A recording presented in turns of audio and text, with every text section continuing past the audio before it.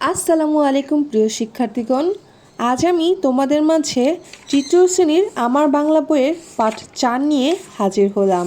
পাঠ 4-এ আছে আবার পড়ি কার চিহ্ন। এখানে আমরা কার চিহ্নের ব্যবহার শিখব। কার চিহ্নগুলো দেখি। আকার, রস্যিকার, দীর্ঘিকার, রস্যকার, দীর্ঘকার, ঋকার, একার, ঐকার, ওকার এবং ঔকার। এখন নিচের বর্ণগুলোর সাথে উপরের কারগুলো আমরা মিলিয়ে লিখব।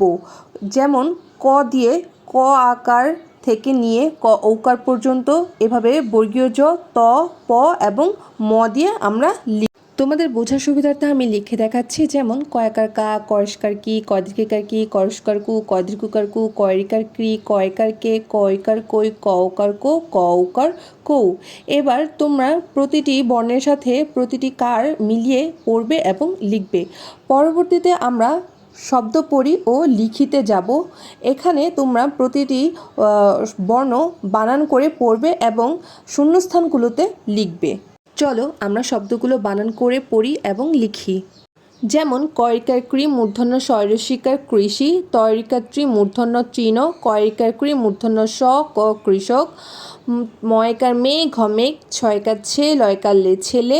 এভাবে তোমরা প্রতিটি শব্দ বানান করে পড়বে এবং শূন্যস্থানগুলোতে লিখবে। পরবর্তীতে আমরা চলে যাব অনুশীলনীতে। অনুশীলনীতে 1 নম্বরে আছে বর্ণ সাজিয়ে শব্দ লিখি, অর্থাৎ বর্ণগুলো আমাদের উলট পালট করে দেয়া আছে, সেগুলোকে আমাদের সাজিয়ে শূন্যস্থানগুলোতে লিখতে হবে।